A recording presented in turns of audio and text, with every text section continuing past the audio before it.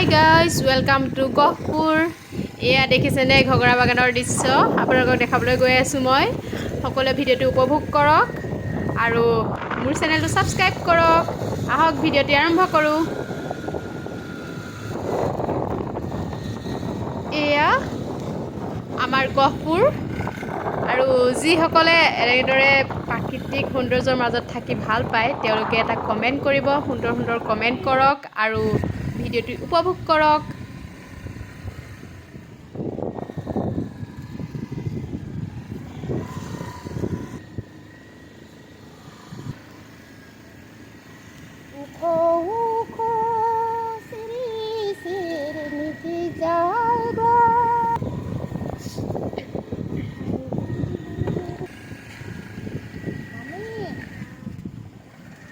ইমান ধুনীয়া পৰিৱেশ ন, সেউজীয়া পুৰা। গাইজ কেনেকুৱা লাগিছে পৰিৱেশটো আপোনালোকে কমেণ্টত জনাব। দেখিছেনে ইমান ধুনীয়া সেউজীয়া হৈ আছে। আমাৰ মনিকা বাইদেউ এটা গান গাব বোলে। বাইদেউ আপুনি গানটো ষ্টাৰ্ট কৰক, অকণমান ডাঙৰকৈ গাব। ৰাস্তা অকণমান বেয়া, সেইকাৰণে অকণমান প্ৰব্লেম এটা হৈছে। আমি এয়া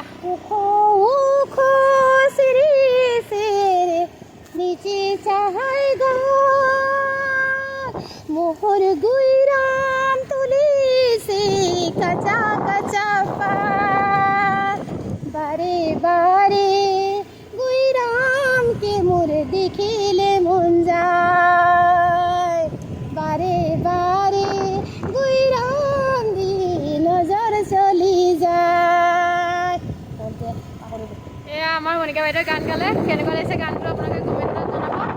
কাৰণ মানে হাই গাইজ আপোনালোকে জনাব দেই কমেণ্টটো কেনেকুৱা, মানে গানটো কেনেকুৱা লাগিছে। কমেণ্টটো বুলি ক'লোঁ, গানটো কেনেকুৱা লাগিছে কমেণ্টত জনাব। বাইদেৱে মানে স্কুটি চলাই আছে যে সেইকাৰণে মানে অকণমান গানটো ভালদৰে নুশুনিবও পাৰে। আৰু এয়া দেখিছেনে ঘগৰা বাগানৰ পৰিৱেশ বহুত ধুনীয়া। চাওক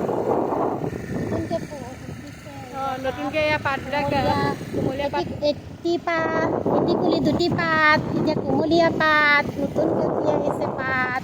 চাহ খালোঁ গাইজ, কেনেকৈ লাগিছে নয়া ঘগৰা চাহ বাগিচা। এয়া আমি দৃশ্যটো দেখাই আছোঁ, আপোনালোকে উপভোগ কৰক দেই। আৰু আমি এয়া ডিউটিৰ পিছত আমি দুইজনীয়ে আহি আছোঁ।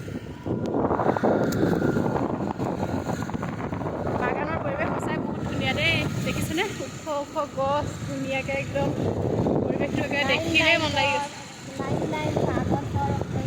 শাৰী শাৰী চাহপাতৰ বাগান, দেখিছেনে চাহপাতৰ গছ, বহুত ভাল লাগিছে একদম। বিহুৰ সময়তেতো পূৰা হেৰি হৈ যাব ন।